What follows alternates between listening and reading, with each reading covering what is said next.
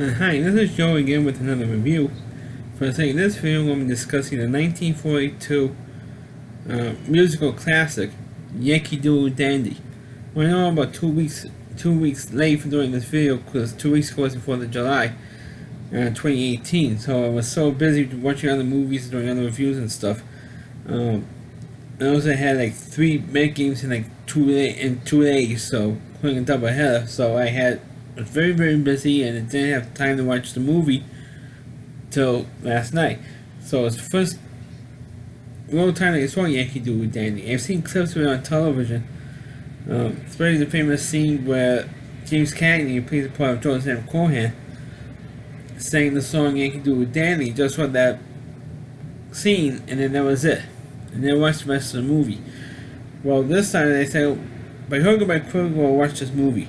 And unfortunately, it took me 2 weeks to watch it. But the film, Yankee Doodle Dandy, it is an American movie classic. And ever since the word, it's also a stereotypical biopic, which was pretty common in those days. They had to do a biopic, especially in 1942. You see, had another biopic, which was Pride of the Yankees, which I previously reviewed, so check it out if you haven't seen it. And so this was just another one. The only difference between this one and Pride of the Yankees is that James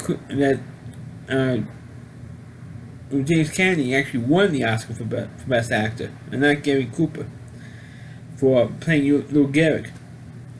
Well, getting back to Yankee Doodle Dandy, like I said, it's James Cagney's Oscar-winning role playing the famous song and dance man George M. Cohan, who wrote a whole bunch of songs for World War One. Excuse me, and they used to entertain the troops. And I believe there used to be clips of him singing his song over there. Because also he was growing up. He was a very, very famous vaudeville star, and so were his parents. And of course George also had a sister, and so they were advertising themselves as the Four Cohans, and they used to perform on the vaudeville circuit. And of course, when they eventually get to New York, George was such a pain in the ass that he pretty much they wouldn't hire his whole family because of George. Because all 4 of them were just one whole big act. And so George says, I got an idea. So why don't we break up the act and 3 of you go on tour? Excuse me. I stay in New York and try and get myself started as a solo act, and maybe eventually we'll bring you 3 back and we do a whole show together. So the parents and the sister, they agreed to it. So eventually, try to make a long story short, they eventually, George was successful writing plays. He hooked up with another writer because he did the songs. Or George did the songs, and his producer partner, he just produces the plays, or he writes the plays, and George Cohan wrote the songs around the shows. So they pretty much worked together, collaborated, and they were successful on Broadway. And they did all kinds of Broadway shows, and they were very, very successful at it. And of course, the most famous one was Yankee Doodle Dandy, which George not only wrote the music and lyrics for the show, and directed it, and he starred in it. So he really did it all, really. And his shows was very, very successful, even though at first he was blackballed. And then one producer said, who owned a theater, says, okay, we'll give you guys a break. I kind of like the idea because he wanted to do a musical with a lot of pretty girls and stuff. So George Cohan got an idea. That's why you saw a lot of pretty girls and songs and dances in it. And that's how George Cohan got his foot in the door. And of course, he became so successful. He had so many shows on Broadway at the same time. It was kind of like Oscar and Hammerstein for a while. With all the musical, South Pacific and and Sound of Music and all, Oscar Hammerstein shows on Broadway. We have so many shows running at the same time. That's what was happening to George M. Cohan back in the teens, in the early 20s. Of course, that's when World War One happened, and George M. Cohan got drafted, but unfortunately, he was like too old to be in the war because he was like 37, 38 years old, and was too old.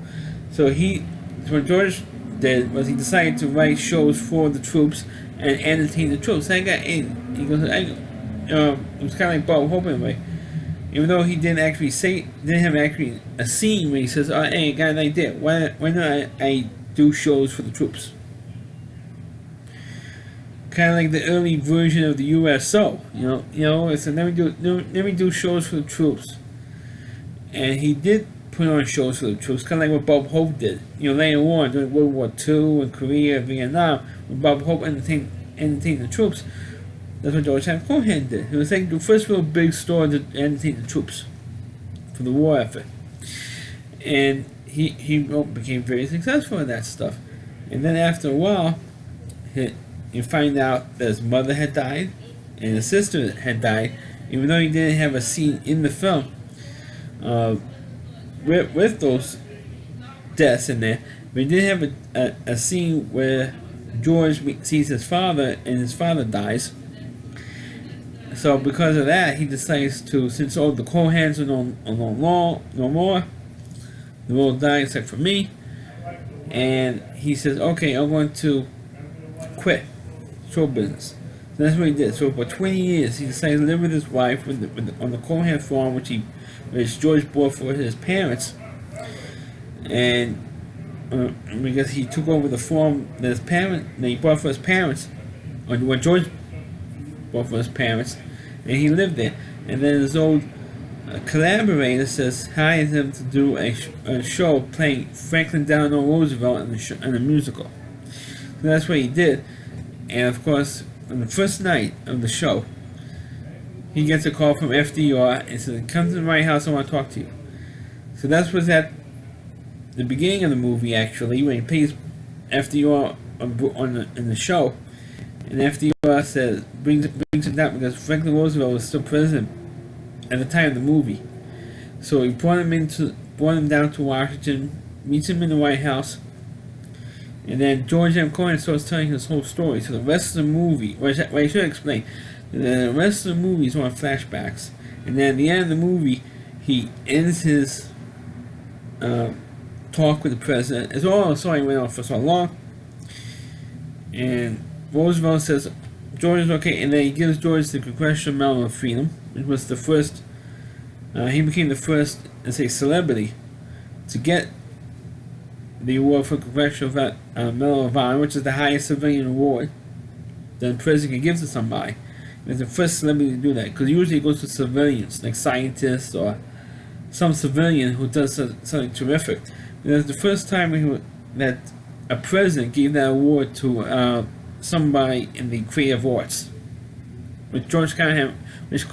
Cohan was in, the creative arts, putting on shows and stuff, and writing songs and everything else. So after he got this award from Roosevelt, he walks out of the White House on Pennsylvania Avenue, and they had this big parade, and the troops going off to war in World War II at this time. And then they all singing George M. Cohan songs, over there, the Yanks are coming, and all that stuff. And the troops were singing George's song, and he's walking with the troops. And the guy who George was staying on the army guy who was the soldier they was marching with, or staying next to, or should I say walking with. And he says, "Hey, don't you know the song?" He said, "Yeah, I should." And then both of them were singing the song over there. And they're going down Pennsylvania Avenue, and that's how the movie ends. And just after the movie came out, just before the 1943 Oscars, George M. Cohan had died. And James Kennedy was won the Oscar for playing the role, which is the most famous role. And he should also mention that when Cagney won the Oscar for the role, he quoted a speech that George Cohan used to say in the movie. They used to say in the movies that my father thanks you, my mother thanks you, my sister thanks you, and I thank you. Cagney repeated that speech in his acceptance speech at the Oscar when he accepted the award for Best Actor for this film. For the first time I saw this movie, I thought it wasn't bad. Kind of like the movie, but they focused way, like too much on the musical numbers.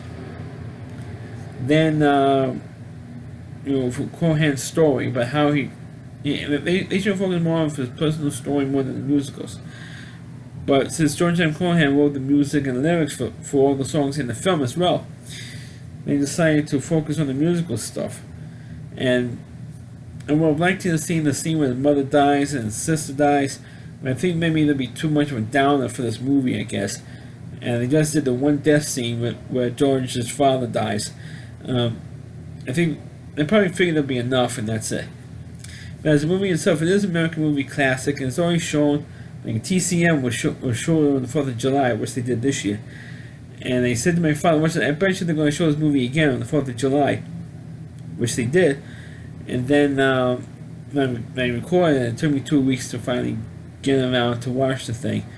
And it's not, it's not bad. I mean, it's an enjoyable movie. It's a good movie to watch for a little more than 2 hours, which the movie is. And it's nice to see. And I haven't seen. This is the only movie that I've seen James Cagney in all the way through, because he usually plays gangster roles, and so this is the movie that he accepted. Originally, he didn't want this role, but John Cohan says he shopped around to all the movie studios, and now they want to do a movie of Cohan's life, and then Jack Warner, who of course owns Warner Brothers, agreed to do it. But George Cohan says, I would only want James Cagney to play my part, to play me in the movie. And at first, Cagney didn't want to do it. And then eventually he decided to do it because of the American he was accused of being, because James Cagney, believe it or not, was accused of being a communist at the time. So I figured if he does a patriotic all-American movie like this, like Yankee Doodle Dandy, he would get that stigma off of him, which eventually is what happened. And of course, it worked. He won an Oscar for the role, and the rest is, shall we say, it's history. So that's my review of Yankee Doodle Dandy. Please click on the video. Please rate it. Feel free to comment on it. Please subscribe to my channel. Please forward this video onto your Facebook pages. You can check out all my reviews on my YouTube channel at realityc.com. That's all with WDY. And that's c.com. There's a homepage to reality reviewer Chris Lee Moore. Please check out all of his videos on his website. Thanks for watching. Catch you next time.